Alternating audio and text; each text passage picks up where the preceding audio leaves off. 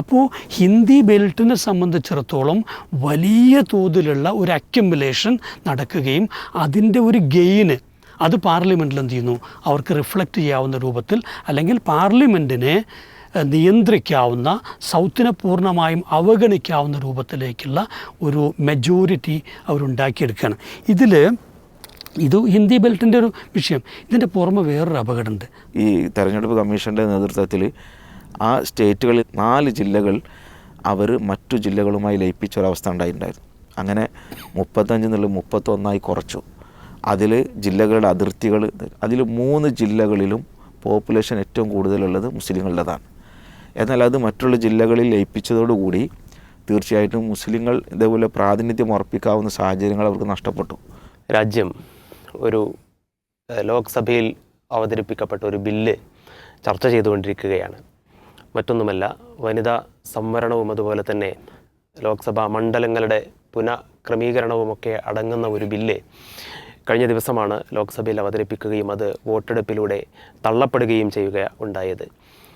യഥാർത്ഥത്തിൽ സ്ത്രീകളെ മുന്നിൽ വെച്ചുകൊണ്ട് വനിതകൾക്ക് അവസരം നൽകുക എന്ന ഒരു കാര്യത്തെ മുൻനിർത്തിക്കൊണ്ട് വളരെ കൃത്യമായ ചില രാഷ്ട്രീയ അജണ്ടകൾ നടപ്പിലാക്കുകയായിരുന്നു ഇതിൻ്റെ പിന്നിലുള്ള ലക്ഷ്യം എന്ന് തന്നെയാണ് പുറത്തേക്ക് വരുന്ന വാർത്തകളിൽ നിന്ന് കാര്യങ്ങൾ ബോധ്യപ്പെടുന്നത്. ഈ ഒരു വിഷയം നമ്മൾ ചർച്ചയ്ക്കെടുക്കുമ്പോൾ യഥാർത്ഥത്തിൽ ഇങ്ങനെ ഒളിച്ചു കടത്തുക എന്നത് പലപ്പോഴും പറയാറുണ്ട്.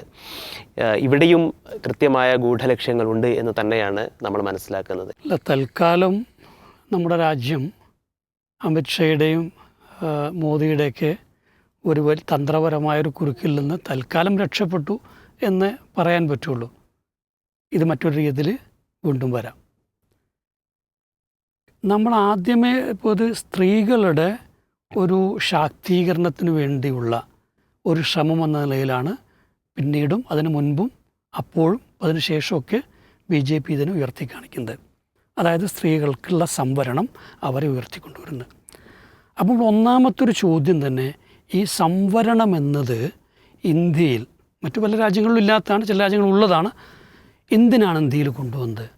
അരികുവൽക്കരിക്കപ്പെട്ട അല്ലെങ്കിൽ കൃത്യമായും ഭരണത്തിലോ അല്ലെങ്കിൽ മറ്റേ വിഭവങ്ങളിലോ ഒന്നും പങ്കാളിത്തമില്ലാത്തവരെ അതിനകത്തേക്ക് കൊണ്ടുവരാൻ വേണ്ടിയിട്ടാണ്.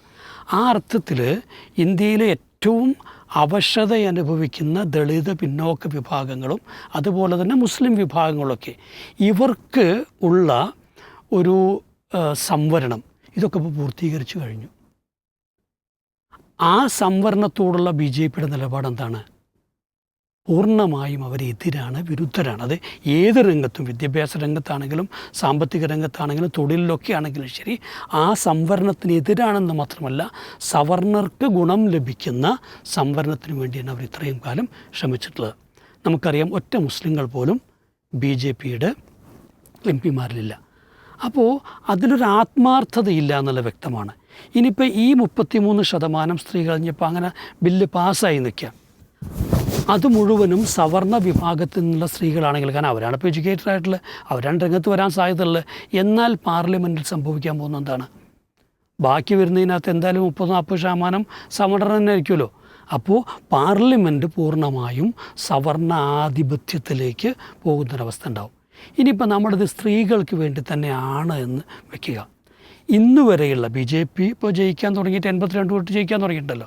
അതിന് മുമ്പുണ്ട്, മഹാസഭ ഉണ്ടായിട്ടുണ്ട്. പക്ഷേ BJP ആയി തന്നെ നിന്നുകൊണ്ട് ജയിക്കാൻ തുടങ്ങിയിട്ടുണ്ട്. ഇത്രയും കാലത്തിനിടയ്ക്ക് BJP തെളിയിച്ചിട്ടില്ലാത്തൊരു കാര്യമാണ് അവർക്ക് മറ്റു രാഷ്ട്രീയ കക്ഷികളെക്കാൾ കൂടുതൽ സ്ത്രീകളുടെ പ്രാതിനിധ്യത്തിൽ അവരെ ശക്തിപ്പെടുത്തുന്നതിൽ എന്തെങ്കിലും താല്പര്യമുണ്ട് എന്നുള്ളത്. അത് നിൽക്കട്ടെ, 2023 ഈ ബില്ല് പാസ്സായി കഴിഞ്ഞതാണല്ലോ. അപ്പോൾ പിന്നീട് എന്താണ്, ഡിലിമിറ്റേഷൻ വന്നതിന് ശേഷം എന്ത് ചെയ്യാം ഉള്ളൂ, അത് നോട്ടിഫൈ ചെയ്യാമെന്ന് പറഞ്ഞാൽ നിന്നാണ്. പക്ഷേ BJPക്ക് ഒരു കാര്യം ചെയ്യാമായിരുന്നു. അവർക്ക് വേണമെങ്കിൽ ഞങ്ങൾ ഏകപക്ഷീയമായി സ്വമേധയായി ഇത് നടപ്പാക്കാൻ തുടങ്ങുകയാണ്, കാരണം ഞങ്ങൾക്ക് അത്രമാത്രം ഈ കാര്യത്തിൽ താല്പര്യവും വിശ്വാസവുമുണ്ട് എന്ന് പറയായിരുന്നു. അത് ഇതുവരെയും ചെയ്തിട്ടില്ല. മാത്രമല്ല ഈ ഏറ്റവും അവസാനത്തെ 2024 കുറയുകയാണ് ചെയ്തത്. കാരണം 23 ഇത് പാസ്സായല്ലോ, 24 എന്ത് ചെയ്തു, കുറയുകയാണ്. 14 നിന്ന് 12% കുറയുക ചെയ്ത്. ഇനി പോകട്ടെ, ഇപ്പം എന്ത് ചെയ്തു, ഇപ്പോൾ ഇത് ലോകസഭയിൽ തള്ളപ്പെട്ടു. വേണമെങ്കിൽ ഇപ്പോൾ ഒരു പ്രഖ്യാപനം നടത്താമല്ലോ. ഞങ്ങൾ കോൺഗ്രസ്സിനും മറ്റ് തൃണമൂൽ കോൺഗ്രസ്സിനൊക്കെ ഒരു വലിയ മറുപടി നൽകാൻ പോവുകയാണ്. അടുത്ത ഇലക്ഷനിൽ ഞങ്ങളുടെ നിയമസഭകളിലും അല്ലെങ്കിൽ ലോകസഭകളിലൊക്കെ ഞങ്ങൾ സ്ത്രീകൾക്ക് 33% കൊടുക്കുമെന്ന് പറയാലോ. ഈ മൂങ്ങിന്നതിന് പകരം ഇന്നലേക്ക് ദൂരദർശനിലൊക്കെ വന്നിട്ടേക്ക് അറിയുന്നതിന് പകരം ചെയ്യാമായിരുന്ന ഏറ്റവും നല്ല കാര്യം എന്താണ്? ഇത്തരത്തിലൊരു പ്രഖ്യാപനം, ആ ഒരു പ്രഖ്യാപനം നടത്തുകയായിരുന്നെങ്കിൽ അത് ആത്മാർത്ഥമാകുമായിരുന്നു. പക്ഷേ ഇവിടെ നമ്മൾ കണ്ടത് എന്താണ്? ഇതൊന്നും സംഭവിച്ചിട്ടില്ല. മറിച്ച് ഒരു തരം ചതുരംഗ കളിയാണ് ഇപ്പോൾ നടന്നത്, ഒരു ഗെയിം. കാരണം കഴിഞ്ഞ ഇലക്ഷനിൽ BJP ജനങ്ങളോട് ആവശ്യപ്പെട്ടത് നിങ്ങൾ ഞങ്ങൾക്ക് 400 സീറ്റ് തരും, ഞങ്ങൾ ആഗ്രഹിക്കുന്ന അല്ലെങ്കിൽ ഞങ്ങൾ ഉദ്ദേശിക്കുന്ന നിയമനിർമ്മാണങ്ങളൊക്കെ ഞങ്ങൾ നടത്താമെന്നാണ്. പകരം ജനം 240 സീറ്റാണ് നൽകിയത്. ഇതിൽ വലിയ അപകടം അവർ കണ്ടിട്ടുണ്ട്. അത് അധികാരത്തിൽ നിന്ന് തന്നെ തെറിച്ചു പോകാനിടയുള്ള ഒന്നാണ് അടുത്തൊരു തെരഞ്ഞെടുപ്പ് എന്ന് പറയുന്നത്. ഒരിക്കലും ഞാൻ കഴിഞ്ഞ പലതവണ പറഞ്ഞിട്ടുണ്ട്, ഒരിക്കലും അധികാരത്തിൽ വന്നാൽ ഫാസിസത്തിന് പിന്നെ അധികാരമില്ലാത്തൊരവസ്ഥ ആലോചിക്കാൻ പറ്റില്ല, പല കാരണങ്ങൾ കൊണ്ട്. കാരണം അവർ ആ ഒരു കാലഘട്ടത്തിൽ ചെയ്തു കൂട്ടുന്ന അതിക്രമങ്ങൾക്കൊക്കെ പിന്നീട് അക്കൗണ്ടബിളായിത്തീരുന്നുള്ളതുണ്ട്. മാത്രമല്ല ഇത് കേവലം അധികാരത്തിൻ്റെ മാത്രം വിഷയമല്ല, മറിച്ച് അവരുദ്ദേശിക്കുന്ന ഒരു ഹെയ്റ്റിൻ്റെ ആശയത്തെ അവർക്ക് പൂർണ്ണമായിട്ട് പ്രതിഫലിപ്പിക്കേണ്ടതുണ്ട്. ഇവിടെ ഇത് ഈ 2023 പാസ്സായ സാധനത്തെ ഇനി അടുത്ത ഡിലിമിറ്റേഷൻ്റെ സമയത്ത് എടുക്കുള്ളൂ എന്ന് പറഞ്ഞിട്ട് ഇപ്പം എന്താ ചെയ്തത്? ഇവിടെ ഈ ഡിലിമിറ്റേഷൻ കൊണ്ടുവരുന്നതിൻ്റെ കൂട്ടത്തിൽ അതിൻ്റെ മുകളിൽ എന്ത് ചെയ്തു? നമ്മൾ ഈ കേക്കിനൊക്കെ ഐസിങ് ചെയ്യുന്നവർക്ക്, കാണാതിരുന്നവർക്ക് അതിൻ്റെ മുകളിൽ സ്ത്രീ ശക്തി വെച്ചിട്ട് അടിയിൽ എന്ത് ചെയ്തു? ബാക്കി ഇത് വെച്ചു. ചെയ്യാമായിരുന്നു. പക്ഷേ ഇവിടെ എന്താണ് ഈ ഡിലിമിറ്റേഷൻ കൊണ്ട് ഉദ്ദേശിക്കുന്നത്? ഒരു ഭാഗത്തത് പറയുന്നത് ഇന്നത്തെ 540 എന്ത് ചെയ്യും? 850 സീറ്റായിട്ട് 43 850 സീറ്റായിട്ടത് വർദ്ധിപ്പിക്കും. ഇവിടെ ഒളിഞ്ഞിരിക്കുന്ന ഒരുപാട് അപകടങ്ങളുണ്ട്. ഇത് നടപ്പാക്കേണ്ടത് മണ്ഡലങ്ങൾ എന്ത് ചെയ്യണം? പുനഃക്രമീകരിക്കണം. ഇതിനു വേണ്ടി ഒരു കമ്മീഷൻ നിശ്ചയിക്കും. ഈ കമ്മീഷനിലെ അംഗങ്ങളെന്ന് പറയുന്നത് 1 ഒരു റിട്ടയർഡ് ചീഫ് ജസ്റ്റിസ്, 2 നിലവിലുള്ള ഇലക്ഷൻ കമ്മീഷണർ, പിന്നീട് സ്റ്റേറ്റുകളിലെ ഇലക്ഷൻ കമ്മീഷണർമാർ. ഇതാണ് ഇതിൻ്റെ ബോഡി എന്ന് പറയുന്നത്. സ്വാഭാവികമായും അതിൽ നിന്ന് ഒരാൾ എന്ത് ചെയ്യും? പിന്നെ ചീഫായിട്ടും തിരഞ്ഞെടുക്കും. ആലോചിച്ച് നോക്കൂ, ഇതിൽ പ്രതിപക്ഷത്തിനോ അല്ലെങ്കിൽ ജനപക്ഷത്തിനോ ഒന്നും ഒരു സ്വാധീനമില്ല. ഇവർ ഉദ്യോഗസ്ഥരാണ്. ഈ ഉദ്യോഗസ്ഥരെയൊക്കെ തന്നെ സർക്കാരിന് മാറ്റാനും നിയന്ത്രിക്കാനും ഒരു ബുദ്ധിമുട്ടുമില്ല നമുക്കറിയാം. ഇനി ഇവർക്ക് സിവിൽ കോടതികളുടെ അധികാരമാണ് കൊടുക്കുന്നത്. എന്നുവെച്ചാൽ ആളുകളെ വിളിക്കാൻ, വിചാരണ ചെയ്യാൻ ഒക്കെ അധികാരമുണ്ട്. ഒപ്പം ഇവരുടെ ഡിസിഷൻ ഫൈനലാണെന്നാണ്. അവർ ജുഡീഷ്യൽ നിശ്ചയിച്ചു, ഒരു മണ്ഡലം പുനഃക്രമീകരിച്ചു, അത് ചോദ്യം ചെയ്യാൻ പറ്റില്ല. എന്നുവെച്ചാൽ ഒരു ജുഡീഷ്യൽ റിവിഷന് പോലും പറ്റില്ല. അപ്പോൾ സ്വാഭാവികമായും ഇതിനകത്തൂടെ തങ്ങൾ എന്താണോ ഉദ്ദേശിക്കുന്നത് അത് പൂർണ്ണമായിട്ട് നടപ്പാക്കാൻ പറ്റുന്നൊരവസ്ഥ. ഇനി ഏത് സെൻസസിൻ്റെ അടിസ്ഥാനത്തിലാണ് നടത്തേണ്ടത്? യഥാർത്ഥത്തിൽ ഇനിയിപ്പോൾ സെൻസസ് വരിക എന്നല്ല, 2027-28 ഇത് ചെയ്യുക. മാത്രമല്ല അത് 2-3 വർഷം പിടിക്കാം. അപ്പോൾ 30-31 ആയിരിക്കും ഈ യഥാർത്ഥത്തിലൊരു സെൻസസിൻ്റെ റിപ്പോർട്ട് വരുള്ളൂ. ഇവിടെ അതെന്നെ ഉപയോഗിച്ചോളം നിർബന്ധമില്ല. അതും ഇതിൽ വ്യവസ്ഥ എന്താണ്? ഏതു സെൻസസിൻ്റെ അടിസ്ഥാനത്തിലാണ് ഇത് ചെയ്യേണ്ടത് എന്നുള്ളത് ഈ കമ്മീഷൻ പാർലമെൻറ്റ് തീരുമാനിക്കുന്നതാണ്. പക്ഷേ പാർലമെൻറ്റിൽ വെച്ചാൽ ഇവിടെ ഇപ്പോൾ 3-2 ഭൂരിപക്ഷം ഇല്ലാത്തതുകൊണ്ടാണ് തോറ്റുപോയത്. പക്ഷേ ആ ഒരു ഇത് തീരുമാനിക്കാൻ കേവല ഭൂരിപക്ഷം മതി. അപ്പോൾ അവിടെ എന്ത് ചെയ്യും? BJP ഈ ഒരു വളരെ രഹസ്യമായി ഇതിനകത്തൂടെ ഇത് നുഴഞ്ഞു കയറി ഇത് സാധ്യമാക്കുക എന്ന് തന്നെയാണ് ഉദ്ദേശിച്ചത്. അപ്പോൾ ഈ സർക്കാരിൻ്റെ ഒരു എന്താ പറയുക ഗെയിം പ്ലാൻ ഉണ്ടല്ലോ. ഇവിടെ നമുക്ക് കാണാൻ പറ്റുന്ന വെച്ചാൽ ഇതിൽ ജനങ്ങളോടുള്ള എന്തെങ്കിലും ഒരു പ്രതിപത്തിയോ പ്രതിപക്ഷ ബഹുമാനമോ അല്ലെങ്കിൽ ജനാധിപത്യ വ്യവസ്ഥയോടുള്ളൊരു ബഹുമാനമോ ഇനി ഏതെങ്കിലും തരത്ത് ജനായത്വം സംരക്ഷിക്കപ്പെടണം എന്നുള്ളൊരു കാഴ്ചപ്പാടോ ഒന്നും തന്നെ ഇല്ല. അവിടെ നമ്മളെന്ന് വെച്ചാൽ ഇവിടെ ഇതിനെതിരെ കൂടുതൽ രൂക്ഷമായിട്ട് ശബ്ദമുയർത്തിയത് സൗത്ത് ഇന്ത്യൻ സ്റ്റേറ്റുകളാണ്. കാരണം അവരത് ഉയർത്തുന്നതിന് കൃത്യമായിട്ടുള്ള കാരണമുണ്ട്. നമുക്കറിയാം അവർക്കാണ് ഇതിനകത്തൂടെ നഷ്ടം വരാൻ പോകുന്നത്. ഇപ്പോൾ GST ഇവിടെ കൊണ്ടുവന്നു. GST കൊണ്ടുവന്നതിലൂടെ യഥാർത്ഥത്തിൽ സർക്കാർ സമ്പത്ത് കേന്ദ്രീകരിച്ചു എന്ന് മാത്രമല്ല സൗത്ത് ഇന്ത്യൻ സ്റ്റേറ്റുകളെ അരപ്പാളികളാക്കി. അവർ ഇപ്പോൾ നമുക്കറിയാം മൊത്തത്തിലുള്ള എക്കണോമിക്സ് പഠിച്ചാൽ നമുക്കറിയുന്ന കാര്യമാണ് കൺസ്യൂമർ ഈ സ്റ്റേറ്റുകൾ എന്ന രീതിയിൽ അല്ലെങ്കിൽ കൂടുതൽ പർച്ചേസ് ചെയ്യുന്ന സ്റ്റേറ്റുകൾ എന്ന രീതിയിൽ ഇവിടെ നിന്ന് സമ്പത്തുണ്ടാവുകയും അത് കേന്ദ്രത്തിലേക്ക് പോകുന്നു. എന്നാൽ തുല്യമായ വിഹിതം ഇങ്ങോട്ട് കിട്ടുന്നില്ല. എന്തുകൊണ്ട്? ഒന്നാമത്തെ കാരണം പോപ്പുലേഷനാണ്. രണ്ടാമത്തെ കാരണം ഇവിടെ വിദ്യാഭ്യാസ പുരോഗതി ഉണ്ടായി എന്നുള്ളതാണ്. മൂന്നാമത്തെ കാരണം ഇവിടെ ആരോഗ്യരംഗത്ത് പുരോഗതി ഉണ്ടായി എന്നുള്ളതാണ്. നാലാമത്തെ കാര്യം ഇവിടെ മറ്റേ ഈ കുടുംബാസൂത്രണം നടപ്പാക്കി എന്നുള്ളതാണ്. അപ്പോൾ വിജയിച്ച ചില കാരണങ്ങൾ കൊണ്ട് സൗത്ത് ഇന്ത്യയെ സംബന്ധിച്ചോളം ഇത്രയും നഷ്ടങ്ങൾ ഓൾറെഡി സാമ്പത്തിക രംഗത്ത് തന്നെ സംഭവിച്ചു കഴിഞ്ഞിട്ടുണ്ട്. നമുക്ക് വേണമെങ്കിൽ എന്ത് ചെയ്യാം, നമ്മുടെ സഹോദരങ്ങളെന്ന നടത്തിൽ നോർത്ത് ഇന്ത്യക്ക് വേണ്ടി എന്ത് ചെയ്യാം, നമ്മൾ അത് സഹിക്കുന്നു വയ്ക്കാം. പക്ഷേ ഇത് തന്നെ ഇനി ഈ പറയുന്ന ഡീലിമിറ്റേഷൻ പ്രോസസ്സിലും ഒരപകടമായി മാറാൻ പോവുകയാണ്. ആലോചിച്ച് നോക്കുമ്പോൾ യു പിയിൽ മാത്രം നമുക്കറിയാപ്പോൾ ഈ 951 എടുത്തു കഴിഞ്ഞാൽ ശരിക്കും പറഞ്ഞപ്പോൾ 971 അവസാനമായിട്ട് ഈ നമ്മുടെ ലോകസഭ എണ്ണം നിശ്ചയിക്കപ്പെടുന്നത്. അപ്പോൾ അന്നത് നിശ്ചയിക്കുന്ന സമയത്ത് അതിൻ്റെ മുൻപ് എന്താ വെച്ചാൽ ഒരു 7 ലക്ഷത്തിന് ഒരു പ്രതിനിധി, പിന്നെ 8.5 ലക്ഷത്തിന് പ്രതിനിധി, പിന്നെ 10 ലക്ഷത്തിന് പ്രതിനിധി എന്ന രീതിയിലാവുകയാണ്. അപ്പോൾ ആ സമയത്ത് ഒരുപാട് സീറ്റ് വർധന ഉണ്ടാവുന്നില്ല. അപ്പോൾ അതുകൊണ്ട് തന്നെ പലരും പറയുന്നത് ഡീലിമിറ്റേഷൻ നടത്താതെ തന്നെ ഇപ്പോൾ എന്ത് ചെയ്യാൻ പറ്റും, ഈ സ്ത്രീ സമരം നടത്താൻ പറ്റും, മണ്ഡല പുനഃക്രമീകരണവും നടത്താൻ പറ്റും. 10 ലക്ഷത്തിന് പകരം അത് 15 ലക്ഷത്തിൻ്റെ റെപ്രസെൻറ്റേഷൻ ആകുമെന്ന് മാത്രമേ ഉള്ളൂ. പക്ഷേ ഇവിടെ എന്താ സംഭവിച്ചാൽ ഇവിടെ നമ്മൾ ഈ കേവലം ടാക്സ് കളക്ടേഴ്സ് മാത്രമായിട്ട് സ്റ്റേറ്റുകൾ മാറുകയും അങ്ങനെ കളക്ട് ചെയ്ത ടാക്സ് പണ്ട് ബ്രിട്ടീഷുകാർക്ക് നമ്മൾ കപ്പം കൊടുത്തിരുന്നില്ലേ, അതേപോലെയുള്ള അതായത് പ്രിൻസ്ലി സ്റ്റേറ്റുകളുണ്ടായിരുന്നു. അവർ പിന്നെ എന്താണ് മറ്റേ ഈ ബ്രിട്ടീഷ് സാമ്രാജ്യത്തിൻ്റെ സിൽബന്ദികളായിട്ട് നിൽക്കുക, അല്ലെങ്കിൽ അവരെന്ത് ചെയ്യും, മറിച്ചിടും. British India company, north India company, അതെ, ഇതൊരു നോർത്ത് ഇന്ത്യ കമ്പനിയാണ്. അപ്പോൾ ഈ രീതിയിൽ മുന്നോട്ട് പോകുന്നൊരവസ്ഥ വരുന്നു. ഇവിടെ അമിത് ഷാ പ്രയോഗിച്ച മറ്റൊരു അതിബുദ്ധി നമ്മൾ കാണണം. എന്താ വെച്ചാൽ ഈ ചർച്ചകളൊക്കെ നടക്കുകയാണ്. അപ്പോൾ ഈ ചർച്ച നടക്കുമ്പോൾ പ്രധാനപ്പെട്ടൊരു ചോദ്യം എന്താണ്, ഈ സീറ്റ് നഷ്ടപ്പെടുമോ എന്നുള്ളതാണ്. അപ്പോൾ ചർച്ചൻ്റെ ഒരു അവസാന ഘട്ടത്തിൽ അദ്ദേഹം പറയുകയാണ്, നമ്മൾ 50% ഇറസ്പെക്റ്റീവ് ഓഫ് പോപ്പുലേഷൻ നമ്മൾ 50% വർധന എല്ലാവർക്കും ചെയ്യാം. അപ്പോൾ രണ്ട് തന്ത്രം എന്ന് വെച്ചാൽ അദ്ദേഹം പറഞ്ഞാൽ തൽക്കാലം ചർച്ച നിർത്തി വെച്ചിട്ട് ഞാൻ എന്ത് ചെയ്യാം, അത് സീറോക്സ് കോപ്പി എടുത്ത് എല്ലാവർക്കും തരാം. പക്ഷേ ബില്ലിൽ ഈ വ്യവസ്ഥയില്ല. അപ്പോൾ ആലോചിച്ച് നോക്കൂ, എത്ര തന്ത്രപരമായിട്ടാണ് കബളിപ്പിക്കാൻ ശ്രമിക്കുന്നത്. മോദി എന്താ പറഞ്ഞത്, നിങ്ങൾ ഇതിൻ്റെ ക്രെഡിറ്റ് എടുത്തോളൂ, ഫുള്ള് ക്രെഡിറ്റ് നിങ്ങൾ എടുത്തോളൂ, ഇത് നിങ്ങൾ പാസ്സാക്കി തന്നാൽ മതി എന്നാണ്.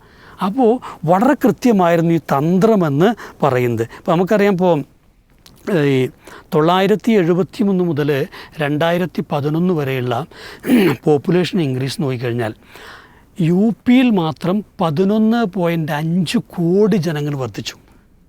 സൗത്ത് ഇന്ത്യയിൽ മൊത്തം വർദ്ധിച്ചത് 11.7 കോടിയാണ്. ഇപ്പോഴത്തെ ഈ ജനസംഖ്യ എടുത്തു കഴിഞ്ഞിട്ടുണ്ടെങ്കിൽ ഇന്ത്യയുടെ മൊത്തം ജനസംഖ്യയുടെ 17% യു പിയിൽ ആണുള്ളത്. ബീഹാറിൽ മാത്രം 6 കോടി ആളുകൾ വർദ്ധിച്ചു. അപ്പോൾ ഹിന്ദി ബെൽറ്റിനെ സംബന്ധിച്ചിടത്തോളം വലിയ തോതിലുള്ള ഒരു അക്യുമുലേഷൻ നടക്കുകയും അതിൻ്റെ ഒരു ഗെയിന് അത് പാർലമെൻറ്റിൽ എന്ത് ചെയ്യുന്നു, അവർക്ക് റിഫ്ലക്റ്റ് ചെയ്യാവുന്ന രൂപത്തിൽ, അല്ലെങ്കിൽ പാർലമെൻറ്റിനെ നിയന്ത്രിക്കാവുന്ന, സൗത്തിനെ പൂർണ്ണമായും അവഗണിക്കാവുന്ന രൂപത്തിലേക്കുള്ള ഒരു മെജോറിറ്റി അവരുണ്ടാക്കിയെടുക്കുകയാണ്. ഇത് ഹിന്ദി ബെൽറ്റിൻ്റെ ഒരു വിഷയം. ഇതിൻ്റെ പുറമെ വേറൊരു അപകടമുണ്ട്. അതെന്താ വെച്ചാൽ, നമ്മൾ സാധാരണയ്ക്കിപ്പോൾ ഇന്ത്യക്ക് 2 മറ്റേ സഭകളുണ്ടല്ലോ, അതായത് ലോകസഭയുണ്ട്, മറ്റേ രാജ്യസഭയുണ്ട്. രാജ്യസഭ യഥാർത്ഥത്തിൽ സ്റ്റേറ്റുകളുടെ ഒരു റെപ്രസെൻറ്റേഷനാണ്. മാത്രമല്ല ലോകസഭ പാസ്സാക്കുന്ന ഒരു ബില്ല് അത് രാജ്യസഭയ്ക്ക് വേണ്ടി റിവ്യൂ ചെയ്യാം, തടഞ്ഞു വയ്ക്കാം, വേണമെങ്കിൽ എന്ത് ചെയ്യാം, തിരിച്ചയക്കാം. എന്ന് വെച്ചാൽ അതൊരു എക്സ്ചക്കറാണ്. ഫെഡറൽ സംവിധാനത്തിലുള്ള ഏറ്റവും നല്ലൊരു എക്സ്ചക്കറാണ്. അല്ലെങ്കിൽ അതിന് വിഭാവന ചെയ്തവർ എത്രമാത്രം കൂർമ്മ ബുദ്ധിയോടെയാണ് ചെയ്യണം. ഇവിടെ ഇനി സംഭവിക്കാൻ പോകുന്ന അപകടം എന്താ വെച്ചാൽ, ഈ ലോകസഭാ സീറ്റ് വർദ്ധിപ്പിക്കുമ്പോൾ രാജ്യസഭയുടെ സീറ്റ് വർദ്ധിപ്പിക്കുന്നില്ല. അപ്പോൾ സംഭവിക്കുന്നത് എന്താണ്, ഈ ഒരു അന്തരം വർദ്ധിക്കുന്നുണ്ട്. ഇവിടെയുള്ളൊരു അപകടം എന്താ വെച്ചാൽ, ഇനിയിപ്പോൾ ഈ ലോകസഭയും രാജ്യസഭയും ഒരു ബില്ലിൻ്റെ മുകളിൽ പരസ്പര വൈരുദ്ധ്യത്തിലായി നിൽക്കുക. പിന്നെ ചെയ്യാനുള്ളത് ജോയിൻറ്റ് പാർലമെൻറ്റ് കൂടലാണ്. ജോയിൻറ്റ് പാർലമെൻറ്റ് കൂടുമ്പോൾ തുല്യ വോട്ടാണ്. അപ്പോൾ ഈ 850 200 കൂടെ കൂട്ടിക്കഴിഞ്ഞാൽ ഒരു 1000-1100 ആവും. സ്വാഭാവികമായിട്ടും എന്ത് ചെയ്യുന്നുണ്ട്, ഇവിടെ ഭൂരിപക്ഷമുണ്ട്.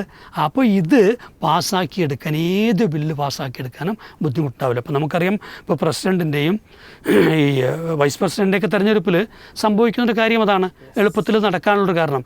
ഇതിനിപ്പോൾ ഒരു ഇംപീച്ച്മെൻറ്റ് നടക്കുകയാണെന്ന് വയ്ക്കുക, അതിലൊക്കെ തന്നെ സമാനമായിട്ടുള്ള ഒരു രീതി ഉപയോഗിച്ചുകൊണ്ട് പ്രതിപക്ഷത്തെ ഒന്നുമല്ലാതെയാക്കി മാറ്റാൻ കഴിയുന്നുള്ളതാണ്. അപ്പോൾ ഈ ഒരു കീ ഫാക്ടറിനെ ഇന്ത്യൻ ജനാധിപത്യത്തിലൊരു, ഞാൻ കഴിഞ്ഞ ഒരു ഇതിൽ പറഞ്ഞിരുന്നു ചിലപ്പോൾ രാജ്യസഭ ഇല്ലാതെയാകാമെന്ന്. പക്ഷെ ഇവിടെ രാജ്യസഭ ഇല്ലാതെയാക്കാതെ തന്നെ രാജ്യസഭയുടെ ഒരു പ്രാതിനിധ്യ സ്വഭാവത്തെ, അതിൻ്റെ പ്രാധാന്യത്തെ ഇല്ലാതെയാക്കി മാറ്റാൻ പറ്റുമെന്നുള്ളതാണ്. എന്തായാലും ഒരു കാര്യം നമ്മൾ മനസ്സിലാക്കണം വെച്ചാൽ, ഇന്ത്യ ഒരു 100 വർഷങ്ങൾക്ക് മുൻപ് ഇങ്ങനൊരു രാജ്യമില്ല. ഇത് ചില ഫെഡറൽ തത്വങ്ങളുടെ അടിസ്ഥാനത്തിൽ ഓരോ നാട്ടുരാജ്യത്തോടും പോയി സംസാരിച്ച് അവരുടെ താല്പര്യങ്ങൾ എന്തെന്ന് മനസ്സിലാക്കി അതിൽ പലതും ആ ഒരു നാട്ടുരാജ്യങ്ങൾക്ക് മാത്രമായി അനുവദിച്ചു കൊടുത്തുകൊണ്ടാണ് ഈ ഒരു രാജ്യമുണ്ടായത്. കാശ്മീരിന് അതിൻ്റേതായ പദവികൾ നൽകിയിരുന്നു. നോർത്ത് ഈസ്റ്റേൺ സ്റ്റേറ്റുകൾക്ക് പല പ്രത്യേക അവകാശങ്ങളും നൽകിയിട്ടുണ്ട്. നൈസാമിന് കുറേ എന്ത് ചെയ്തിട്ടുണ്ട്, അദ്ദേഹത്തിന് വ്യക്തിപരമായിട്ട് കൊടുത്തിട്ടുണ്ട്. നമ്മുടെ അവിടുത്തെ രാജാക്കന്മാർക്കും പലതൊക്കെ കൊടുത്തിട്ടുണ്ട്. അപ്പോൾ ഇതൊക്കെ നൽകിക്കൊണ്ട് ഈ രാജ്യത്തെ ഒരു ഫെഡറൽ സംവിധാനത്തിനകത്ത് ഒന്നിച്ചു ചേർക്കുകയാണ് ചെയ്തത്. ഇത് കാലാകാലമായി നിലനിന്നൊരു രാജ്യമല്ല. അതുകൊണ്ട് തന്നെ ഇതിനകത്ത് അവഗണിക്കപ്പെട്ടാൽ, ഈ ഫെഡറൽ തത്വങ്ങൾക്ക് വിരുദ്ധമായിട്ട് ഭരണകൂടങ്ങൾ, കേന്ദ്ര ഭരണകൂടങ്ങൾ പ്രവർത്തിക്കാൻ തുടങ്ങിയാൽ, സൗത്തിനെയോ നോർത്തിനെയോ അല്ലെങ്കിൽ നോർത്തേൺ ഈസ്റ്റേൺ പ്രവിശ്യയോ ആർക്കെങ്കിലും അവർക്ക് നീതിപൂർവം ലഭിക്കേണ്ട സാമ്പത്തികമായിട്ടുള്ള നേട്ടങ്ങൾ അല്ലെങ്കിൽ ബൗദ്ധികമായ മറ്റ് നേട്ടങ്ങൾ ഇത് നിഷേധിക്കപ്പെടുന്നൊരവസ്ഥ വന്നാൽ അതിൻ്റെ ആത്യന്തിക ഫലമെന്ന് പറയുന്നത് ഈ ഫെഡറലിസം തകരും. സൗത്തും നോർത്തും എന്നുള്ള ഡിവൈഡ് രൂപപ്പെടും. അത് ആൾറെഡി പ്രത്യക്ഷപ്പെട്ടു തുടങ്ങിയിട്ടുണ്ട്. ഇപ്പോൾ തമിഴ്നാടൊക്കെ കൃത്യമായിട്ട് അത് ഉന്നയിച്ച് കഴിഞ്ഞിട്ടുണ്ട്. അതുകൊണ്ട് തന്നെ ഇതിലേക്ക് കൊണ്ടുപോകുന്ന രാജ്യദ്രോഹമാണ് ഇപ്പോൾ ഇത്. ദേശീയതയോടോ രാജ്യത്തോടോ ഉള്ള കൂറും താല്പര്യവും ഉണ്ടായിരുന്നെങ്കിൽ ഈ ഒരു അപകടം ഇതിനകത്ത് പതിയിരിക്കുന്നുണ്ട് മനസ്സിലാക്കി പിൻവാങ്ങുകയാണ് വേണ്ടത്.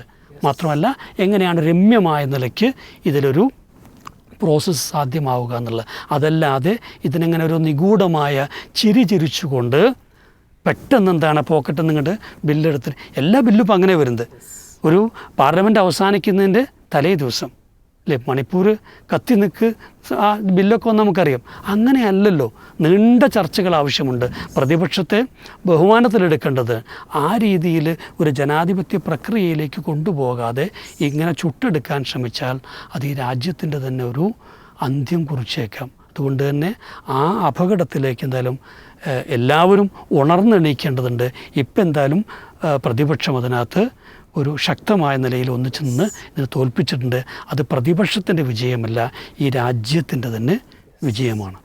2029 നടക്കാനിരിക്കുന്ന ലോക്സഭാ തെരഞ്ഞെടുപ്പിൽ ഇപ്പോൾ കഴിഞ്ഞ 2024 നടന്നിട്ടുള്ള തെരഞ്ഞെടുപ്പിലെ ആ സീറ്റ് കുറവ് അത് പരിഹരിക്കുക എന്നുള്ളതാണ് ഒരു ലക്ഷ്യം എന്നുള്ളതാണ് ഇപ്പോൾ അവിടെ വിശദീകരിച്ചത്. യഥാർത്ഥത്തിൽ വളരെ രസകരമായി തോന്നിയൊരു സംഗതി, പ്രധാനമന്ത്രിയുടെ ഒരു പ്രഭാഷണം അതിന് ശേഷം ഈ രാജ്യത്തെ അമ്മമാരോടും സഹോദരിമാരോടും ഞാൻ ക്ഷമ ചോദിക്കുകയാണ്. നിങ്ങളെ ശാക്തീകരിക്കുന്നതിനും അതുപോലെ നിങ്ങൾക്ക് വേണ്ട സൗകര്യങ്ങൾ ചെയ്തു തരുന്നതിനും മുന്നോട്ട് വന്നപ്പോൾ അതിന് പ്രതിപക്ഷം തടഞ്ഞു എന്ന് പറഞ്ഞ് നേരത്തെ പറഞ്ഞതുപോലെ തന്നെ കരയുന്ന വിധമാണ് യഥാർത്ഥത്തിൽ ഒരു സംസാരം. യഥാർത്ഥത്തിൽ ഈ തൃണമൂൽ കോൺഗ്രസ്സിലെ മഹുവ മൈത്ര അവർ ഈ വനിതകളോടുള്ള ഇവരുടെ ഇഷ്ടം എത്രത്തോളം ഉണ്ടെന്ന് പ്രകടിപ്പിക്കാൻ, BJPയുടെ ഇഷ്ടം പ്രകടിപ്പിക്കാൻ വേണ്ടി നിലവിലുള്ള MP-മാരുടെ കണക്കുകളെടുത്ത് പുറത്തിട്ടിട്ടുണ്ട്. അതിൽ ഏറ്റവും കുറവ് സ്ത്രീ പ്രാതിനിധ്യമുള്ളത് BJPക്കാണ്. അതിൽ ഓരോന്നും എത്ര ശതമാനമാണെന്ന്, അതേപോലെ തന്നെ BJPയുടെ MP-മാരുടെ എണ്ണം അതിൽ അവർ പറയണതാണ് 240 MP-മാരിൽ BJPയുടെ സ്ത്രീ പ്രാതിനിധ്യം കേവലം 31 പേരുള്ളൂ. അതായത് 12.9%. അതേപോലെ തന്നെ മറ്റുള്ള രാഷ്ട്രീയ പാർട്ടി, ഇപ്പോൾ കോൺഗ്രസിൻ്റേത് 98 പേരുണ്ട്. അതിൽ 14 പേരാണ് യഥാർത്ഥത്തിൽ സ്ത്രീകളുള്ളത്. അവരും 14.3%. അങ്ങനെ ഓരോന്ന് തൃണമൂൽ കോൺഗ്രസിൻ്റെ ഉണ്ട്. അങ്ങനെ ഓരോ സംഗതികൾ പറയുന്നുണ്ട്. അപ്പോൾ ഏറ്റവും കുറഞ്ഞ സ്ത്രീ പ്രാതിനിധ്യം എന്ന് പറയുന്നത് BJPയുടേതാണ്. യഥാർത്ഥത്തിൽ നേരത്തെ പറഞ്ഞ പോലെ ഈ 540 നിലവിലുള്ള ലോക്സഭാ മണ്ഡലങ്ങളിൽ അതിൽ 33% സംവരണം കൊണ്ടുവരട്ടെ, അങ്ങനെയായിരുന്നു വേണ്ടിയിരുന്നത്. അതിന് പിന്നിൽ ഈ 33% സംവരണത്തിനു വേണ്ടി പുതിയ ഒരു മണ്ഡലം പുനർനിർണയം എന്ന് പറയുന്നത് വളരെ അപകടകരമാണ്. ഇപ്പോൾ നമ്മൾ ദക്ഷിണേന്ത്യയിലെ സംസ്ഥാനങ്ങൾ, ആ സംസ്ഥാനങ്ങളാണ് യഥാർത്ഥത്തിൽ പ്രതിപക്ഷ രംഗത്ത് അതിശക്തമായി വാദമുന്നയിച്ച് അവർ പ്രതിരോധിച്ച് നിൽക്കുന്നത്. അപ്പോൾ അതിനെ തടയിടാൻ വേണ്ടി ഇവർ ഹിന്ദി ബെൽറ്റിൽ നിന്ന് ഇവർ കൊണ്ടുവരുന്ന സംവിധാനം അനുസരിച്ച് ഏകദേശം 77% പാർലമെൻറ്റിൽ പ്രാതിനിധ്യം അവർക്കുണ്ടാകും. അതേ സ്ഥാനത്ത് ദക്ഷിണേന്ത്യയിൽ ഉള്ള സംസ്ഥാനങ്ങളിൽ നിന്ന് കേവലം 20% കുറയും. 23% ഓൾറെഡി ഉണ്ട്. അതുപോലെ തന്നെ പിന്നെ വടക്ക് കിഴക്കൻ സംസ്ഥാനങ്ങൾ അവരുടെ പ്രാതിനിധ്യം കുറയും. എന്ന് പറഞ്ഞാൽ ഈ ദക്ഷിണേന്ത്യയിലെ സംസ്ഥാനങ്ങളും വടക്ക് കിഴക്കൻ സംസ്ഥാനങ്ങളും എല്ലാം ഒരുമിച്ച് നിന്നാൽ പോലും ഈ ഹിന്ദി ബെൽറ്റിലുള്ള അവരുടെ പ്രാതിനിധ്യത്തെ അതിജയിക്കാൻ കഴിയില്ല. ഈ ഒരു തന്ത്രം ഉപയോഗിച്ചുകൊണ്ടാണ് ശരിക്കും മണ്ഡലം നിർണയത്തിന് വേണ്ടി അവർ തയ്യാറാവുന്നത്. അതിനവർ മുന്നിൽ വെച്ചതാണ് യഥാർത്ഥത്തിൽ വനിതാ സംവരണം. അപ്പോൾ വനിതകളോട് വളരെ ഇഷ്ടമുള്ള ആളുകളാണെങ്കിൽ തീർച്ചയായിട്ടും ഇപ്പോൾ സമീപകാലത്ത് ഉള്ള ചില കണക്കുകളുണ്ട്. അതായത് ലോകത്തുള്ള വനിതകളിൽ ഏറ്റവും കൂടുതൽ പ്രയാസം അനുഭവിക്കുന്ന, പീഡനം അനുഭവിക്കുന്ന ആ ഒരു ഇൻഡെക്സിനെ കുറിച്ച് സംസാരിക്കുന്നത് കാണാൻ പറ്റും. അതായത് woman piece and security index എന്ന് പറയുന്ന WPS ഇൻഡെക്സ് 2025 റിപ്പോർട്ട് പ്രകാരം 181 രാജ്യങ്ങളിൽ ഇന്ത്യയുടെ സ്ഥാനം 131. 131ാമത്തെ സ്ഥാനത്താണ് യഥാർത്ഥത്തിൽ ഈ സ്ത്രീകൾ ഏറ്റവും കൂടുതൽ പീഡിപ്പിക്കപ്പെടുന്ന രാജ്യങ്ങളുടെ ആ കൂട്ടത്തിലാണ് യഥാർത്ഥത്തിൽ ഇന്ത്യ വന്നിട്ടുള്ളത്. ഇതേപോലെ തന്നെ അതിനു മുമ്പ് 128 സ്ഥാനമായിരുന്നു. 2023 128 സ്ഥാനമായിരുന്നു. ഏതായിരുന്നാലും അതേപോലെ തന്നെ ഇപ്പോൾ ഇവിടുത്തെ മണിപ്പൂരിലെ സ്ത്രീകൾ അനുഭവിക്കുന്ന പ്രയാസങ്ങൾ ആ കൂട്ടത്തിൽ പറയുന്നുണ്ട്. അപ്പോൾ സ്ത്രീകളെ ശാക്തീകരിക്കാനും സ്ത്രീകളുടെ പ്രാതിനിധ്യം ഉറപ്പിക്കാനും അതുപോലെ സ്ത്രീകളുടെ നന്മയ്ക്ക് വേണ്ടിയാണ് ഇവർ ഈ ശ്രമം നടത്തുന്നതെങ്കിൽ ആദ്യം ചെയ്യേണ്ടിരുന്നത് ഇന്ത്യയിലെ സ്ത്രീകളുടെ സുരക്ഷ 100% ഉറപ്പാക്കുകയാണ് വേണ്ടത്. ഈ ഇൻഡെക്സിൽ ഏറ്റവും മുന്നിലേക്ക് വരാനുള്ള ശ്രമങ്ങളാണ് യഥാർത്ഥത്തിൽ വേണ്ടിയിരുന്നത്. എന്നാൽ അതിൽ നിന്ന് വ്യത്യസ്തമായിട്ടുള്ള സമീപനം സ്വീകരിക്കുകയും സ്ത്രീകളെ മുൻനിർത്തി അവരുദ്ദേശിക്കുന്ന ലക്ഷ്യം നേടാൻ വേണ്ടി ശ്രമിക്കുകയും ചെയ്യുന്നു എന്നതാണ് യഥാർത്ഥത്തിൽ ഇത് ഏറ്റവും വലിയ വിരോധാഭാസം ആയിട്ട് സൂചിപ്പിക്കാറുള്ളത്. പിന്നെ ഈ മണ്ഡലം പുനർനിർണയവും അപകടമാണ്. അതിൽ ഇപ്പം നിലവിൽ തന്നെ ഉള്ളപ്പോൾ ചില ഉത്തരേന്ത്യൻ സംസ്ഥാനങ്ങളുടെ മണ്ഡലം മുസ്ലിം പ്രാതിനിധ്യത്തെക്കുറിച്ച് അന്വേഷിച്ചാൽ മനസ്സിലാക്കാൻ സാധിക്കും. ഇപ്പോൾ യുപിയിലുള്ള ചില മണ്ഡലങ്ങളിൽ 51% കൂടുതൽ മുസ്ലിങ്ങളുള്ള മണ്ഡലങ്ങൾ, ആ മണ്ഡലങ്ങളിൽ പട്ടികജാതി വിഭാഗത്തിന് സംവരണം ചെയ്തിരിക്കുകയാണ്. അങ്ങനെ കുറേ മണ്ഡലങ്ങൾ യുപിയിൽ കാണാൻ പറ്റും. അതുപോലെ ആസാമിലെ ചില മണ്ഡലങ്ങളിൽ മുസ്ലിം പോപ്പുലേഷൻ കൂടുതലുള്ള സ്ഥലങ്ങളിൽ അവിടെയും പട്ടികജാതി വർഗ്ഗങ്ങൾക്ക് അവർ സംവരണം ചെയ്തിട്ടുണ്ട്. എന്നാൽ പട്ടികജാതി പോപ്പുലേഷൻ കൂടുതലുള്ള സ്ഥലങ്ങൾ, അപ്പോൾ റായ്ബറേലി അത് ശരിക്കും യഥാർത്ഥത്തിൽ പട്ടികജാതിക്കാർ കൂടുതൽ 30% കൂടുതലുള്ള ഒരു മണ്ഡലമാണ്. അത് ജനറലായിട്ടുണ്ട്. അപ്പോൾ മുസ്ലിങ്ങൾ കൂടുതലുള്ളത് സംവരണവൽക്കരിക്കുകയും എന്നാൽ മറ്റുള്ള ദളിത് വിഭാഗവും അതുപോലെയുള്ള ആളുകളൊക്കെ കൂടുതലുള്ള സ്ഥലങ്ങളിൽ അത് പൊതുവൽക്കരിക്കുകയും ചെയ്തുകൊണ്ട് മുസ്ലിം പ്രാതിനിധ്യത്തെ ഇല്ലായ്മ ചെയ്യാനുള്ള ശ്രമങ്ങളുണ്ട്. അതുപോലെ ആസാമിൽ തന്നെ 35ഓളം സ്റ്റേറ്റുകളാണ് ആസാമിലുള്ളത്. അതിൽ 2022 ഈ തെരഞ്ഞെടുപ്പ് കമ്മീഷൻ്റെ നേതൃത്വത്തിൽ ആ സ്റ്റേറ്റുകളിൽ 4 ജില്ലകൾ അവർ മറ്റു ജില്ലകളുമായി ലയിപ്പിച്ചൊരവസ്ഥ ഉണ്ടായിട്ടുണ്ടായിരുന്നു. അങ്ങനെ 35 31 കുറച്ചു. അതിൽ ജില്ലകളുടെ അതിർത്തികൾ, അതിൽ 3 ജില്ലകളിലും പോപ്പുലേഷൻ ഏറ്റവും കൂടുതലുള്ളത് മുസ്ലിങ്ങളുടേതാണ്. എന്നാൽ അത് മറ്റുള്ള ജില്ലകളിൽ ലയിപ്പിച്ചതോടുകൂടി തീർച്ചയായിട്ടും മുസ്ലിങ്ങൾ ഇതേപോലെ പ്രാതിനിധ്യം ഉറപ്പിക്കാവുന്ന സാഹചര്യങ്ങൾ അവർക്ക് നഷ്ടപ്പെട്ടു.